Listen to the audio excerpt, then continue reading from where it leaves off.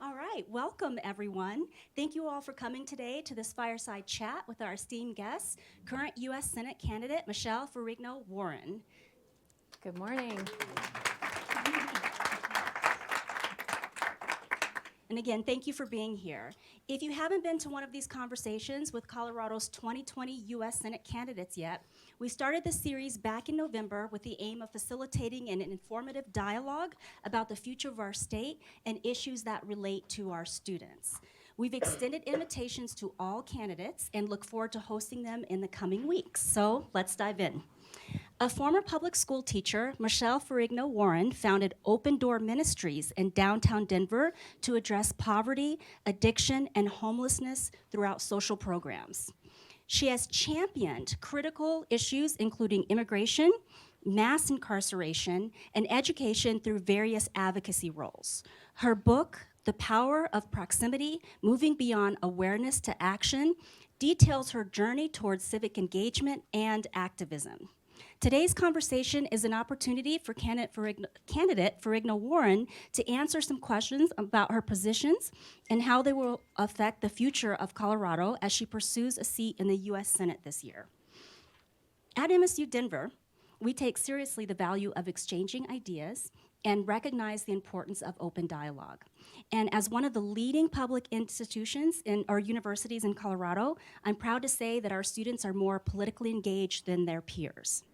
In the 2018 midterm elections, our students who were registered to vote did so at a 70% rate. That's pretty amazing if you think about that. Yes. Especially when you consider the national average rate of college students voting is 55%. So we're at 70%. That says a lot about our students. So I know our students are excited to be here today and are also watching on the live stream.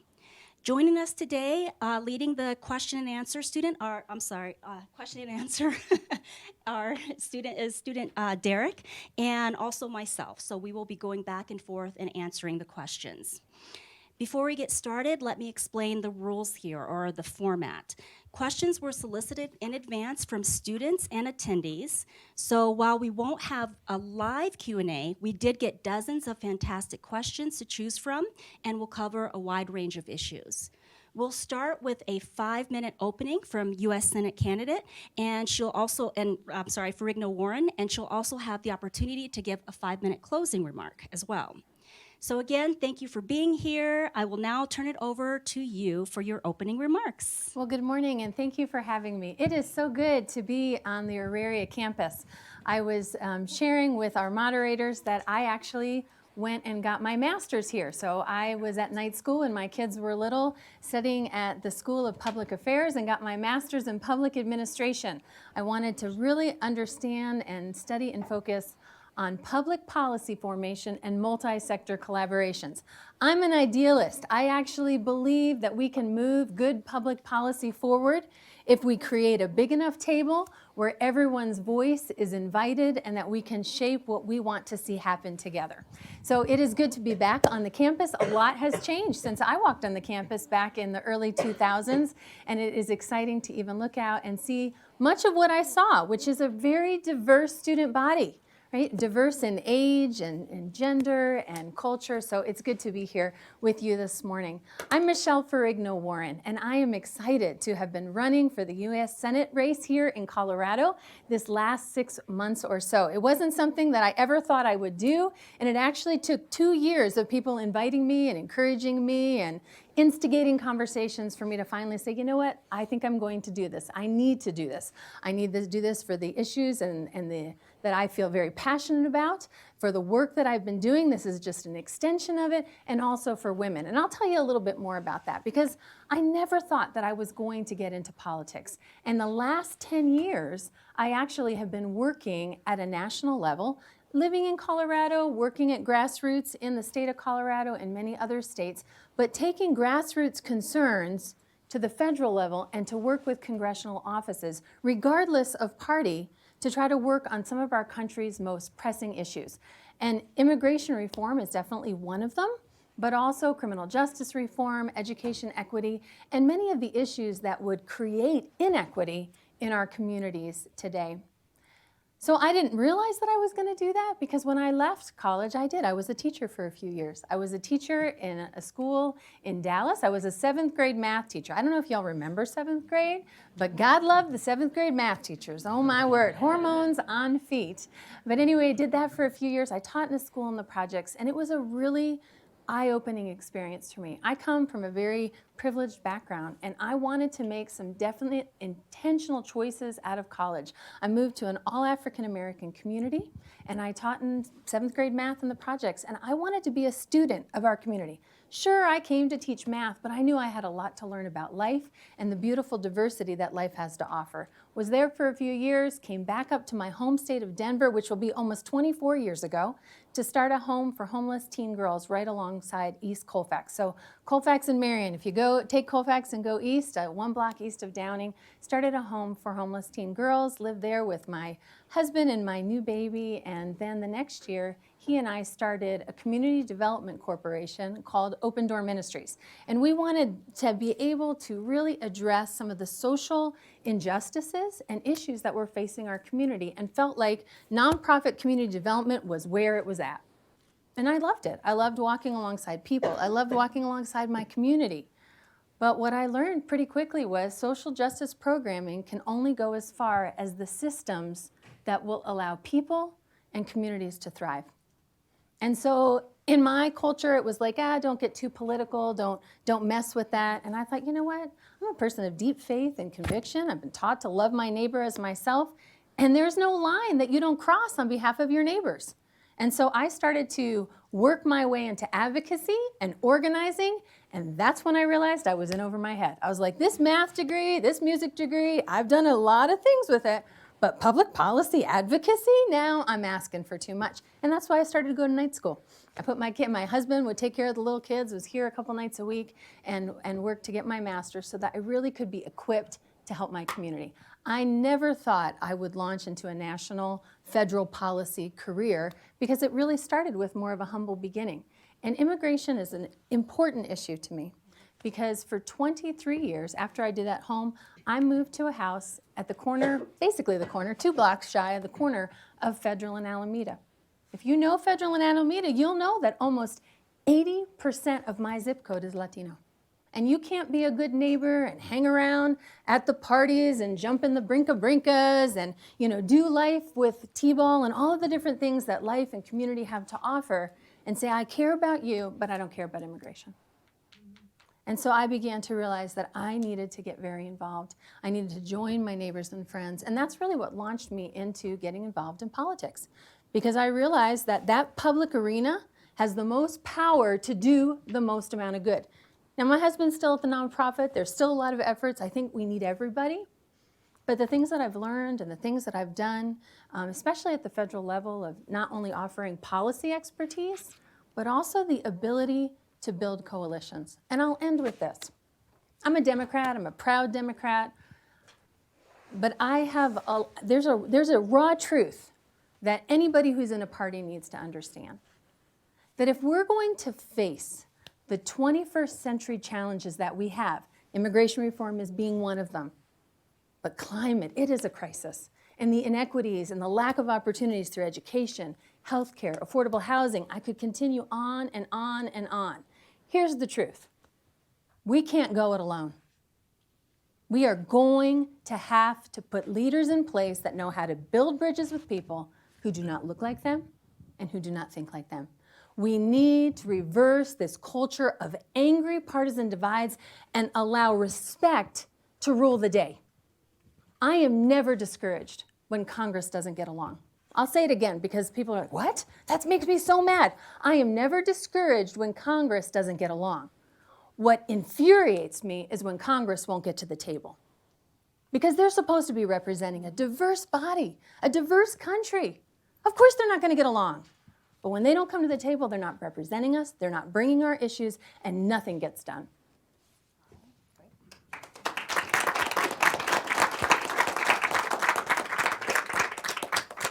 Well, thank you for coming to campus today, candidate Ferrigno Warren. I'm excited to speak to you about issues here at the MSU Denver campus, as well as issues that impact all of us here as Coloradans. So let's get started. Okay. All right, first question. MSU Denver students receive the least amount of per pupil funding from the state legislature. What will you do to bring additional resources from the federal government to MSU Denver to help offset this increasing inequity? Yeah. So how many minutes do I have for this one? Education is so important. I often say that you never stop paying for a cheap education. Think about it. We know that education is at the crux of not just individual, but societal flourishing. We need an educated citizenry to even participate in democracy. And so we need to do as much as we can to limit the barriers to education. K-12 education is something that the state and the local government really weigh a lot into, although I would say as a U.S. Senator, and when I look at the role of the federal government has the largest appropriation piggy bank.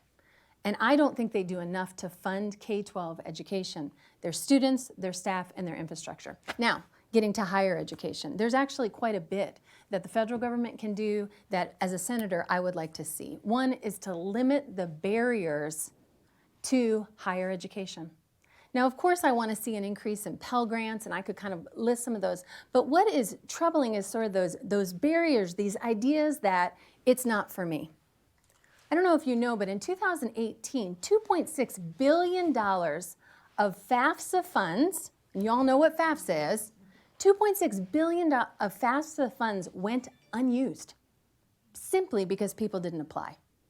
Now, everybody seems to file their taxes, and we actually are smart enough with the federal government, we're wizardly enough with our computers, that if we were going to, go, and even if we went to H&R Block and had them do it for us, I don't understand why we don't just get to press a button to see how much FAFSA money you could get. All of a sudden, we would feel empowered, like, I get that much money? Oh, there's an opportunity for me? So one, that's actually a barrier in the psyche that says, I think it's too far away, that we need to definitely limit. Now, I do support debt forgiveness, but I also know that there are some programs that the federal government supports, whether it's Job Corps in high school, and then there's also student loan forgiveness through the military. I think the military does a good job of championing that, but you can do that for public education as a teacher, firefighters, police officers. There's a whole litany of things that we already have in place that almost nobody knows about. I know because I was a public school teacher and nobody said, hey, guess what? We could help you. I feel like we're almost playing whack-a-mole. Like, we don't want you to know that there's these opportunities, and I'm just not sure why, because education is so good, not just for the individual, but for the whole presence of democracy. That's the idea, that everybody could come to the table and participate. Well, everybody's not going to come to the table and participate if they don't have the skills or the belief that, one, they belong there, or that they can do the job. And so education is really what enables people to get there. So of course, I want to, FAFSA is one thing. We need to, for people who don't want higher education, they want to do some more trades. We need to bump up and create more opportunities so people have more options. Like I said, I do support debt forgiveness programs and want to strengthen the ones that are already here. So the federal government makes good on their promise that they'll help forgive those debts for public service jobs. And then finally, I actually would support free community college. I do support free community college, and I would like to see community colleges offer bachelor's degrees. So MSU Denver is an HSI, a Hispanic serving institution. What would you do to improve access to higher education for DACA students? We need to pass comprehensive immigration reform. We just do. I mean, I have been championing that issue for over a decade. And DACA, I'll just tell you, I've actually gotten arrested in front of Speaker Ryan's office back in December 2017. I told you there's nothing I'm not going to do on behalf of my neighbors and friends. And just after DACA was rescinded, yes, it was a grief.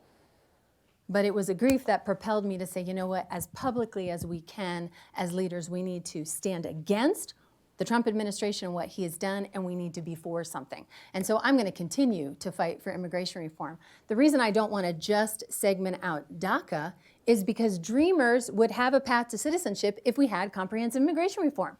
So would their parents. And on and on. The numbers are with us on immigration. It's maddening to see this can continue to be kicked down the proverbial road. It isn't good for our moral fabric, not as Americans. We have this chronic historical narrative that says, we want your work, we just don't want you. And that's what happens every day. We don't enact comprehensive immigration reform where 11.5 million undocumented people are here in this country today. Over 80% have been here for over 20 years. That's the narrative. We want your work, we just don't want you. We want your work, we just don't want you.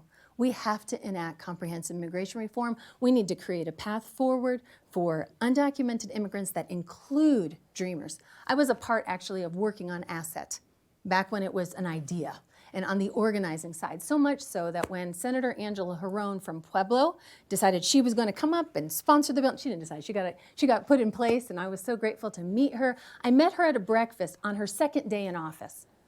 I had put together a whole breakfast of friends and mostly Latino leaders and school board and city council. And Angela was new to Colorado, and she came to my table and she sat there and she was in a tizzy and she said, I don't know what I'm going to do. I've been sworn in now. This is my first day, and I fired my chief of staff. And everybody looked at me and said, Michelle, we don't need you organizing so much. Why don't you go help? And so I became her chief of staff for 2 years because I wanted to see ASSET happen so badly. Yes, it's important to have in-state tuition for DACA students, but that's really not what we're talking about. We need to do everything we can to aggressively allow people to flourish completely so we don't have to be worried about what the Supreme Court says this spring or this summer. People need opportunities. They deserve immigrant justice. All right. Thank you for that. All right, shifting gears a little bit here. Do you support Medicare for All, Polis's public option? Well, it's interesting. We've had Obamacare, and now we have Polis's option. I've never heard that one before. Well, I appreciate the leadership of Governor Polis and some of the things that he's doing to try to make how Colorado interpreted the Affordable Care Act more equal. Now, I'm about equity. So equal, we don't even have equal in this state.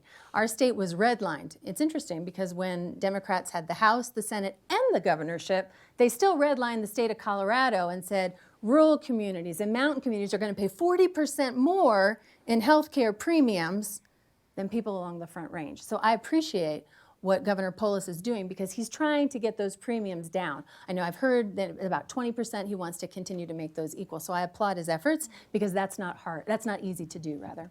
I don't not support Medicare for all. Let me put it this way. I support health care for all. I want a strong public option that's competitive with private insurance. And the reason I say I don't not support Medicare for all is I just know the country's not there yet.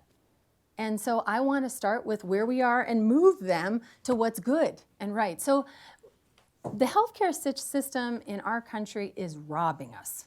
It is robbing us in a public way, it's robbing us in a private way. And then if you look at the lobbying industry, if you add pharmaceutical and healthcare lobbying, $7 billion, my friends. That's how much they're putting into the lobbying efforts. Who do you think's paying for those lobbyists? We are, in our premiums. So there's sort of a racket going on, and we are losing. And so I do want to say that healthcare isn't an option, and good healthcare isn't an option. There's not a sliding scale of, oh, when you get an MRI, if you are a low-income person, let's say a working class person who doesn't get Medicaid, you pay $400 for your MRI, and if you make $400,000, you actually have to pay $40,000. That's not how it works. Everything is the same cost. A blood draw, to an MRI, to a surgery, it doesn't have a discrepancy on your income. Well, I watched my neighbors lose their house because of medical bills. That is not right. I'm tired of people surviving. We need good health care. And this is a little bit of a tangent, and I hope you'll afford it. No problem. People have asked me, do I support a federal minimum wage of $15 an hour? Sure. But the reality is $15 an hour is still not going to help us make it. The only things that are going to bring the poles of this wealth gap that continues to divide with that disappearing middle class is a serious investment in healthcare and education. Those are the only two things, because $15 an hour still isn't going to get you the healthcare you need. And Colorado and Denver, I'll just say the Front Range isn't the only group even in Colorado that's struggling with housing. 272,000 Colorado families are in crisis because they spend over 50% of their paycheck in housing. And then education, we've talked a little bit about the barriers. It's insurmountable. when you think about how much you're going to make and how much you invest in your education, it's incredibly lopsided. That's why we have to have conversations about debt forgiveness, and we have to have conversations about better, FAFSA, et cetera. Because $15 an hour is just not going to cut it. We need good investments in education, healthcare, housing, and a livable wage so that we're not just surviving, but we're actually thriving. Surviving isn't living, and that's where we are. So the next question kind of takes us to the national stage. Do you support the new Green Deal, or the Green New Deal, excuse me? Yeah, I mean, I definitely think we have a climate crisis, and we need to put together aggressive policy solutions to address it. I don't know how many of you know but the Green New Deal actually isn't a bill. It's a resolution. And resolutions are often made in sort of like, it's coming, bills are coming, we're going to put everything in this aspirational resolution to say this is our hope. And I agree with almost all of the tenets of this resolution. But at the end of the day, friends, I'm a graduate of the University of Colorado here in Denver, and I was taught public policy. And so I want to see aspirational resolutions land in good, pragmatic policy solutions, because if we just shout things, we're not going to get anything done.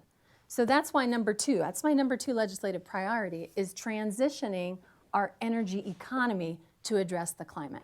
Now, energy is the crux of our problems. If we don't have carbon-free and carbon-neutral energy sources to offer, then we're going to continue to see these our carbon numbers go up, emissions, et cetera. And so in Colorado, and this is important because I'm running for the U.S. Senate for Colorado, we are the number 5 oil and gas state in the country. So of course I want to see fracking ended. I want to end coal yesterday. I mean, there's a lot of things I want to see, because I don't think we can handle it in our air that we breathe. I mean, the planet is still going to be here in 50 to 100 years. I'm just not sure people are going to make it. So we need to aggressively work on that. But if we all want to see the desires on climate change, then we need to have, like I said, these good solutions. So I actually, in the last week and a half, launched an energy park proposal plan. You can find it on my website, michelleforcolorado.com. You go to climate and you'll see energy park proposal. And what that does is it actually repurposes coal mines, open pit coal mines. We have several in Colorado. Actually, in Moffat County, about 3 weeks ago, Tri-State, that's one of the large electric power plants here, or companies like Xcel, over on the western slope, they said in the next 10 years, we're going to close this open pit coal mine.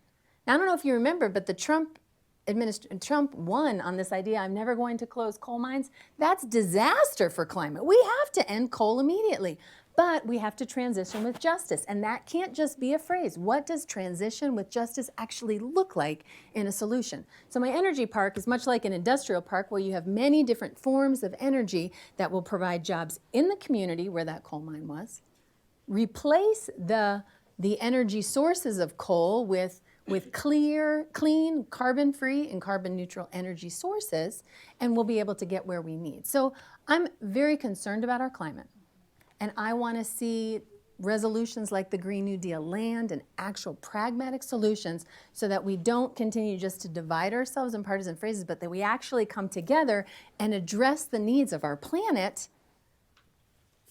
with success. And I'll tell you, I'm really concerned that leaders, so I am concerned about climate because I believe science is real. I'll start with that. But secondly, Greta and you young people and others around the globe that have risen up, that should make people like me pay attention. It has, but it should make us pay attention that young people don't have the confidence in leadership to fix the problems that are killing us. And of course, that's why I aggressively wanted to address this. But I don't usually say, yes, I support a Green New Deal. Yes, I support clean energy. And we need to aggressively move to that because our climate and our population cannot afford to wait any longer. All right, thank you for that. All right, bringing it back to Colorado and thinking about some specific issues that we deal with here. What is your plan to address the affordable housing crisis? And what are some ideas you have to increase affordable housing here in Denver? So it's interesting, I didn't go to get my master's degree to work on immigration. I just happened to be a neighbor of immigrants. I actually went because I wanted to understand affordable housing. I had started an organization that was trying to address homelessness, and we were seeing the impacts of gentrification at an alarming rate, and nobody could afford to live anywhere. I remember it was right before I came to Denver, there was like less than 2,000 homeless people. And then it hit about 12,000 when I was in graduate school. And it was all done by public policy. So you should be asking legislators at every level, what are you going to address? What are you going to do to address affordable housing? I was on Brother Jeff's talk show last week. Anybody know Brother Jeff? You should check. Okay, there's a lot of people. Oh, Jeff, they're following you. All right, so I was there, and he asked me, this is just a small thing, and I don't think the Senate can do it, but I can certainly use my platform to shout this idea. So I'm shouting it to you. The city of Denver wants to promote art. I don't know if you know this, but every project has a certain percentage that's given to art when you redevelop an area or you put something together. I think that's great. I don't understand why we don't have the same for affordable and low-income housing. We aren't holding ourselves accountable. We aren't coming up with mandates that says, you know what, we realize that as we grow as a city, we are pushing people out because supply and demand, that's how economics works, and we need a bigger supply. And so we need to aggressively work on that. Now that isn't a Senate level. There are a few things you can do in the federal government. And I think that's kind of important because that's really what I'm running for, right? But I want to say that this affordable housing crisis is not just here. It's actually all along the Western Slope. I was having dinner with the mayor of Telluride not that many months ago, and he was just telling me about his city and just the greatness of Telluride. I don't know if you've ever been there. That was my first time ever being there. He has a lot to talk about with the greatness of his city. Super cool. Anyway, I'm sitting there, and he says to me, our city can't work without people who are helping with us with hospitality and in construction, et cetera, et cetera. He says every single day there is a line of cars coming in from the Montrose area. People are commuting up to 75 minutes a day just to get to their job because they can't afford to live. So I just want you to know this is beyond the Front Range. This is the entire state. And then if you look at the country, this is not just a Colorado problem. So I think the federal government's going to have to do more. But there are a few programs that we just need to do a better job of supporting at the federal government level through housing and urban development. And that is you can increase tax credits for people who are first-time home buyers. And we need to see more offerings of that. We need to, there's also huge federal block grants. They're called the HOME. I don't remember what HOME stands for at the moment, but this HOME block grant, it's the largest federal block grant that is distributed to cities, to counties and to states and counties to be able to support the construction and the refurbishing of low income and affordable housing. I think the federal government needs to recognize that people, y'all are in school, Maslow's hierarchy of need. We can't really dream about what we want to be if we're working on the survival level, right? That's why survival has to end. We need people to have security and safety and a place to live. And so I think with the federal government really wants to be responsible for its citizens, we need to recognize that housing is like step one. And so whatever we can do to really support that through whether it's federal block grants or tax incentives, I think we need to do. So we've talked a little bit about your inspiration for immigration. And when we were speaking about your inspiration for you running in this campaign, you mentioned that your daughter was an inspiration to you. And being a leader as a woman is something that is kind of driving you. Would you speak to that a little bit? Are you going to make me cry on camera? Well, I do want to talk to you about my daughter because she is an inspiration. But as a woman, having to fight and claw for everything in my career, I know what a long row women have to hoe. The reality is nobody's ever handed me anything. I've had to fight to get where I want to be. Here in Colorado, we are fighting. There are a few of us that are women that have said, you don't have a chance, get out of the race. Are you kidding? This is the last frontier. We have never had a woman senator in Colorado. And that's ridiculous because we were the first state 27 years before the federal government said we could have the right to vote. Colorado said we could. We were leading the nation. We were leading the country in following the voice and leadership of women back then. Now, I want to say this disclaimer. Wyoming, you were the first territory, but Colorado was the first state. So here we are, all these years later, 126 years later. This is a very important year, and every woman, I want you to hear me. This is the centennial year of women's suffrage. August 2020, when somebody's running on this ticket for U.S. Senate and the presidential ticket, this will be the 100-year anniversary of women's suffrage.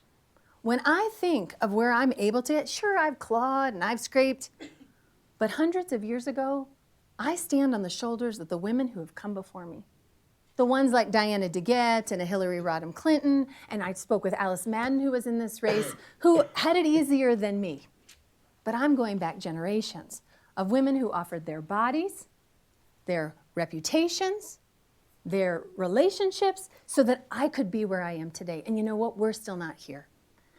And it's sobering because my daughter, when she was 7 years old, I mean, we still have friends who remember this, said she was going to work for the State Department. And it took a little bit. She's like, I'm going to be the Secretary of State, and I'm going to do this, and I'm going to do this. And, you know, she was an unusual 10-year-old. I'll just say that. I remember at about 10, I was like, do you even know what the United Nations is? And then she gave my husband and I a really good lesson on what the UN. I was like, okay, go for it. So anyway, she's fierce. She's fantastic. She's going to be 24 in April. She's a law student in D.C. She's got quite an amazing career, but she is clawing her way because being a woman is challenging. And so I'm incredibly impressed with her dreams and her ideals. And just like I wouldn't be here if it weren't for the Alice Maddens and the Diana Getz and other women before the generation before me, I know for her and for those of you in her generation, we need people like me in this generation fighting against the pressure, fighting against this, oh, it's inevitable, you're never going to get there. You know what? That's what I've always heard. I will also say that's what Elizabeth Warren heard when she ran in 2012 in a state that had never had a woman senator. You're never going to win. Well, a couple years later, she ran for president, and she's doing it again. She's doing pretty good. So yes, my daughter is an inspiration because she's fantastic, and I want her to be able to do everything that she wanted to do, but I know how hard it is for women, and we need to continue to fight, and we need to fight together. Great, thank you. This is a great transition to our next question. You've used the word equity several times, and I appreciate that. So can you tell us a little bit more about what your understanding of equity is and how you will enact that as a senator? Well, I've been talking a little bit about equity in my examples. With health care, just if you make, you know, $40,000 or $400,000, your MRI costs the same. That's not equitable. And I talked about, you know, even Polis trying to make the state of Colorado equal.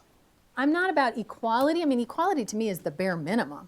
But equity, we need, and this is the role of the government, to create opportunities and incentives so that everybody has a fair shot. And the reality is that many people are born into circumstances and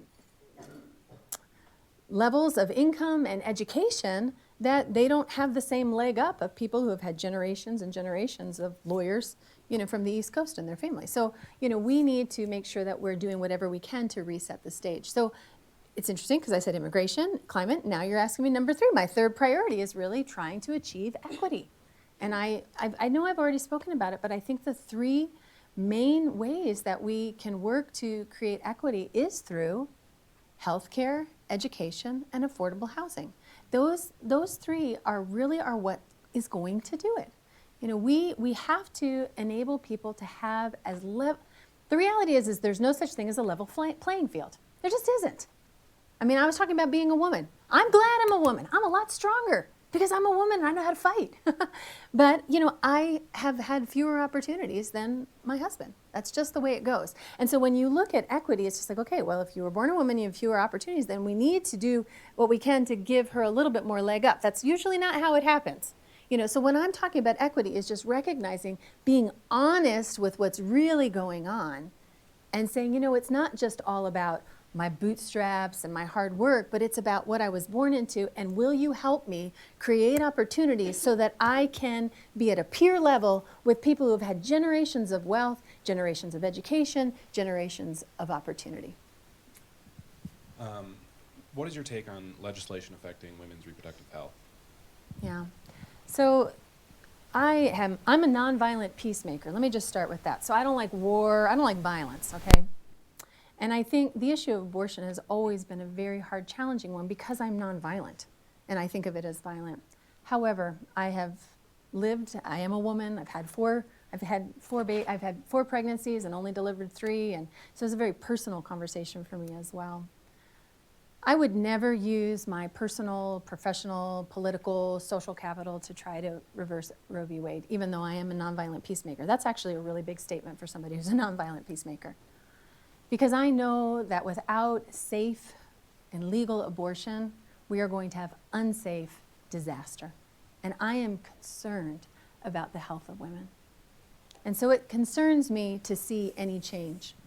However, I'm probably not as liberal as some of my counterparts, because I think, as a baby grows inside, there comes a time that I think they should be able to fight to live, and I believe that there is redemption and opportunity in life. And so I'm not a supporter of late-term abortions, except if it's in the case of endangering a mother.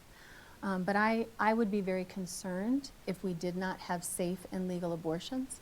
I think that women with means would have them, but I think poor women wouldn't. I think we as a culture and we as a society have done very little to support women who find themselves in unplanned pregnancy. And while I am not, the Senate has not ever made a bill about, we have Roe v. Wade in the courts, I have seen very little will to support women through education, healthcare, housing. So if you look at the studies, again, I'm a little bit of a policy wonk. I got some personality, but I got some wonkishness to me too. There are two reasons that women, major reasons. There's a lot of reasons that women have, and it's a personal, private decision that I don't think the state should be reaching into. But usually women say, I don't have the community to support this child, and I don't have the resources. If we really care about women and we care about children, we need to do everything we can so that people say, I feel like I've got such a good support community that I actually could choose something. I've got such a good resources at my disposal that I'm not afraid for my future or the future of my child. And that's really what I want to see. I told you when we started out, I'm delusional enough to believe that good public policy, when people come to the table, we can create real solutions so that people have choices. Because I don't feel like they do. Also, we need to do everything we can to support the unplanned pregnancies.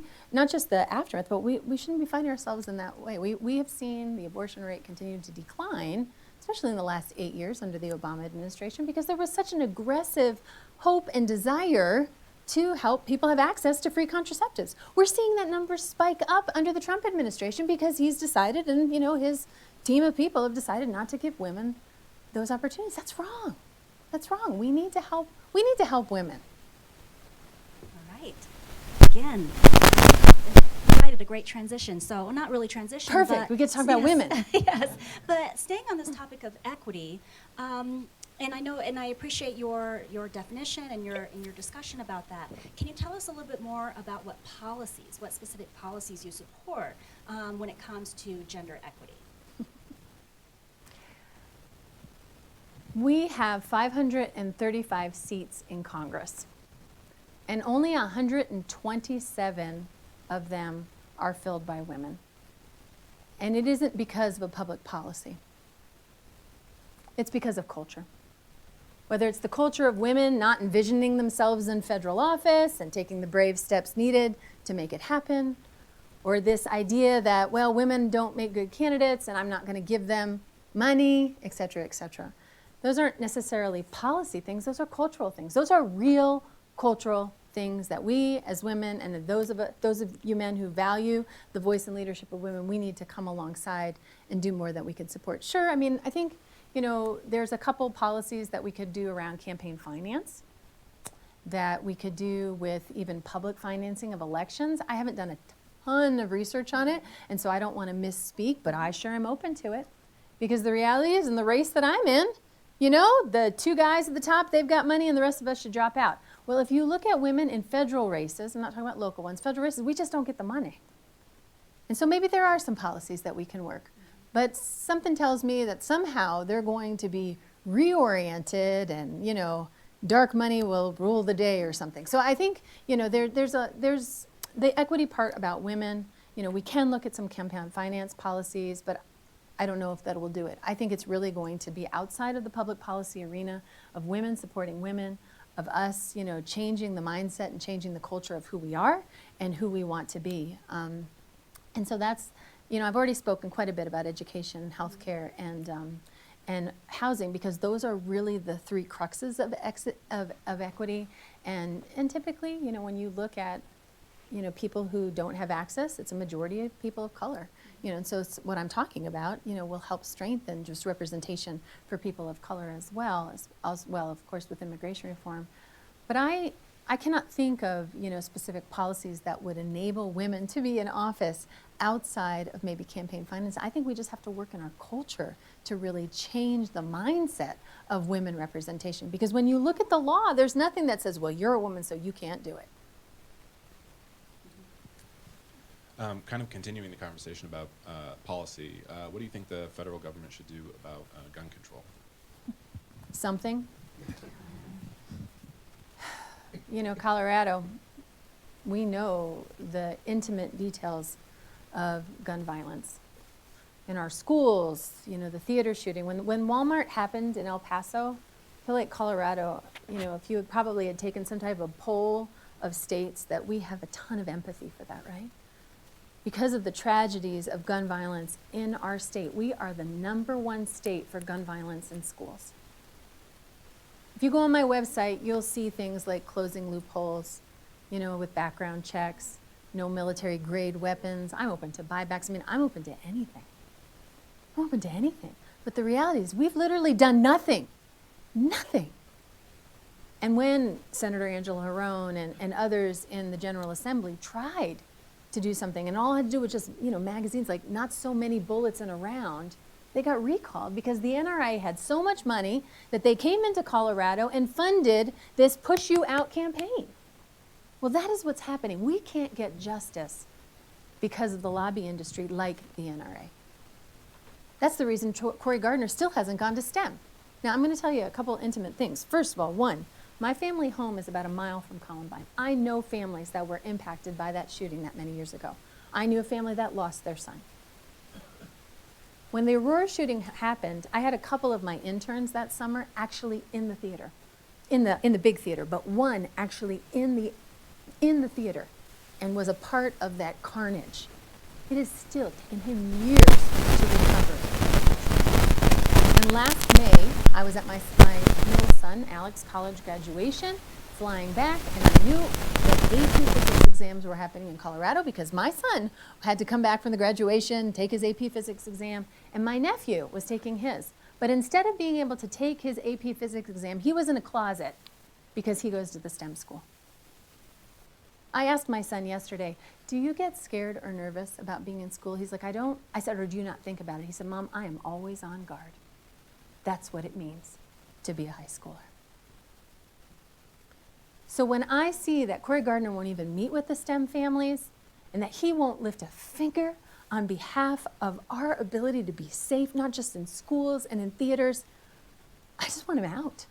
I want him out because that says to me, the NRA has lined your pocket so much that you will not speak up for people, and your whole job for Colorado is to speak up for us. And if we can't have you speaking up for us, we are never going to get the justice, and we will continue to watch stories like STEM shooting, et cetera, go across our news. We, as a state, want to come together. We want to come to the table, and we need legislators who are willing to do it. So when I say something, that's what I'm talking about. There's a myriad of ideas, but nothing has happened. And that is because of our lobbying industry and weak leaders like Cory Gardner that won't stand up to them. Thank you. What is your take on Tabor, and what will you do about it? I wish there was something I could do about Tabor. Friends, the federal government cannot do anything about Tabor. But the federal government can help in other ways. Tabor, that is just a Colorado crutch, right? It keeps us from being able to work on infrastructure, it keeps us from working on schools. It's just sad that we can't come together and use our resources to do good. And I feel like Tabor pits people's personal values against other people's personal values. And it just is like, well, my kids are grown and done, and I don't need to pay for that public education, or my kids go to a private school. There's just this animosity, like, how dare you take my money? And I think Tabor obviously hurts us financially, but I think it hurts us just in the fabric of who we are as a state and the way we vilify anybody who wants a dollar. I mean, we're not talking about, buying private jets for Governor Polis. We're talking about making sure that kids have paper in the Xerox machine. This is something we as a state should say, we want people to thrive. And so I think Tabor doesn't just hurt us financially, but like I said, it hurts us with this back and forth. In the federal government, what could I do? I can't change Tabor, but of course, I want to see more funding for programs like education. And I've spoken about that. And healthcare, I keep bringing up healthcare because we're losing our houses. We're not taking care of our health. We're dying early. We're not taking, there's not preventative stuff just because we don't have access to healthcare. And Tabor is sort of in the way for Colorado, and the federal government could come in and do resources, from the outside. So I guess that's it. I keep fighting at the federal level. But I think Colorado needs to really face the facts that we don't have the ability to work on the infrastructure that enables our state to have success, as well as education, et cetera. I mean, think Prop CC. We just saw Prop CC fail. Failed. You won't give $25 or $30 a year just to help us have good roads, yet you want more tourism, you want a booming economy. Things don't just happen. We need to invest in them, and I think Tabor keeps us from a serious investment. I just have different ideas about economics than maybe those who are proponents of Tabor. We've talked about healthcare a little bit. What specific ideas do you have to address the increasing cost of health insurance and healthcare in Colorado? Yeah. So I do think that the lobbying industry is killing us. I think we really need to, it pits interests against each other, and we are paying for it. Like I said, we're paying for lobbyists' salaries. It is not a small thing for me to be talking about lobbying. You may be thinking, oh, she's not answering the question about healthcare. I actually am answering the question about healthcare, because if we can't get our interests heard, we can't actually get anything done. So I already said there's 535 seats in Congress, and the ratio of lobbyists to every one of those 535 seats is 21. We're talking about reasonable plans, like people could have health care that they could afford. A public option, that is not tied to your job. That's one thing I would love to see. It's not tied to your job. It's a public option so that I could just take care of myself, so that I could breathe, through my asthma, so that I could, sleep with my CPAP machine, or, whatever your problem is. I mean, we just want to take care of ourselves so that we can live. And we are having our interests and our well-being halted because of the lobbying industry. So we need more competitive costs with pharmaceuticals. We need to be able to afford the medication, both preventative and reactive medication.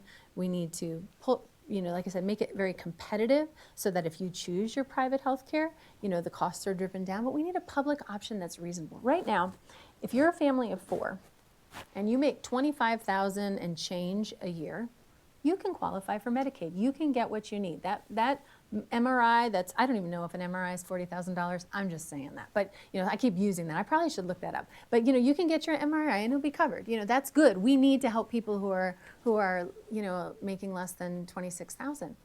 But the way our healthcare system works is as you get closer and closer to $26,000 and you hit 25 and change, I'll just say about $26,000, and you're a family of 4, you don't get anything. Now you've got the same premiums, the same problems as somebody who makes $400,000. And what I want to see is obviously an increase. Medicaid, we should be not looking at 25,000, but maybe 50. People that are making 50,000, or less, a family of 4, get Medicaid. And then instead of this cliff, because we disincentivize people, from moving up, we need to put it at a small, gradual incline as we move up to about 400%. Of the poverty level, so that people can actually afford the access to their health care. This idea of a cliff at $26,000 for a family of 4 is obviously not sustainable. It's not working for anyone. So those are a couple things. Right. But I'm telling you, I'm coming after those lobbyists. Great. All right. Well, this wraps up our questions for you. On behalf of the entire MSU Denver community, we want to thank you again for joining us, and we do really appreciate your time. So the floor is now yours for your closing remarks. Thank you so much, and you better time me. I'm a national speaker, but since we got into that TED Talk style, they're like, you have 7 minutes, you have 12 minutes, and I'm so good at the exact, but now that I'm a candidate, I'm just like every other politician. I drone on and on. So if I got 5 minutes, I better be careful. All right. Well, listen, folks. 7. Yes. Oh, I have 7? I think they may be asleep by 7. I'll try to wrap it up. Everything is at stake right now. This isn't just about my candidacy or anybody I'm running in the U.S. Senate race. 2020 is finally here. I know what I was doing during the Republican, presidential primary slot. I was working on on the ground, doing all of these things. And as we got closer and closer to November 2016, I could not have dreamed that this would be our reality. And I know we all probably know where we were the day that we woke up and realized this is where we're heading. And the protection and defense and all of the different things that we did, and can we make it 4 years? Well, here we are, friends. Our democracy is deeply fractured. What we are as Americans is not able to move forward unless we get off the sidelines and jump in to the very challenging fray. It is a time for incredibly bold moves because everything is at stake. This isn't about me. This isn't about anybody, necessarily one person. This is about the collective of who we think we are, of who we want to be. If you look at the history of the United States, or even of just time, there have been harder seasons. There have been harder times. But this is our season. And history will remember us for what we do in this moment. I am running in this race because I don't want to look back and say, I could have done something and I didn't. And so I've been working on the 2020 election since 2016. But I am jumping in this race because I believe that I have something to offer and that I need to get out and talk to people like you, that we cannot afford to be inactive. We have to jump in. We have to fight for a democracy. We have to get rid of leaders like Trump and Gardner that will only give opportunities to the select few and people who can pay for its favors. I believe in the aspirations of America. I know we aren't where we hope to be, and we never have been.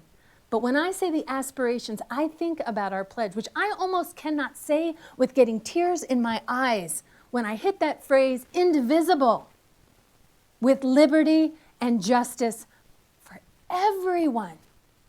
We are so divided, and we are not going to solve our divided problems if we continue to vilify the other side. Listen, I'm angry and I'm mad, but I know I can't go it alone, and I know I'm going to need people who think differently than me. And I have a history of building bridges to people who are different. It takes a lot of swallowing of pride. It takes a lot of respect in myself and what I believe is the bigger picture to respect people who don't agree with me. But I believe we are going to need to put that banner on. It's time for us to believe in the goodness of who we can be, to come together and to work together and to fight so that we don't have to look back and say, we went down a dark path that we hoped we never would, but I didn't do anything about it. So please, don't just leave this room from just one time. Make sure that you're active. Voting is the lowest fruit of civic engagement. It is the lowest bar. This is not a time for low-hanging fruit. This is the time to go up the tree and do the hard stuff. Yes, register to vote and be a part of that. But be a part of the process all along the way so that we can look back and see whatever comes this next fall, that we can say we did everything we could to fight for what we believed in, to work together to ensure that democracy and freedom and liberty and peace and justice had the last call. That has to do a little bit with my Senate race, but I don't want to miss the opportunity to share that, folks. This is our destiny and our future, and we need to write it. Like I said, I don't want history to look back and say they didn't do what they should have done. History will not be kind to us if we don't change our future, and it is going to take all of us believing in the goodness of humanity, believing that we can make a difference to actually get what we need to get done. As far as my particular campaign, we need to see a woman on the ballot August 2020. I told you, nobody's ever said, oh, Michelle, here's a couple $1 million for you to have ease. I mean, we're used to kind of being the underdogs. This is, as much as I don't want to admit it, it's kind of a comfortable place. I wish it wasn't always the same. And so I'm going to ask you to join me. I'm going to ask you to run with me. I'm going to ask you to believe that we could together create the change that we want to see in immigration reform, in climate, in equity. A lot, as I said, is at stake. You can continue to follow my campaign on Facebook like everybody else, Michelle Ferrigno for U.S. Senate. You can join me. I'm petitioning on. Several people are caucusing. I'm petitioning. If you want to join me, you're a registered Democrat, I would love your signature. I'll tell you how to do it. I need 10,500 legal signatures so that I can get on the ballot. I just want a fair shot to be able to represent Colorado. I feel like I've done a good job representing my community. I've done everything I can on behalf of our collective well-being, and I want to do that for the state of Colorado. So I would invite you to continue to get to know me. I'm not that far off. I'm an actual real human being. I'm not an idea or an enigma. I'm a person.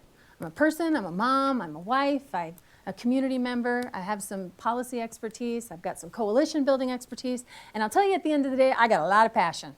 And I am ready to get the work that we need to get done in Washington. All right, thank you so much.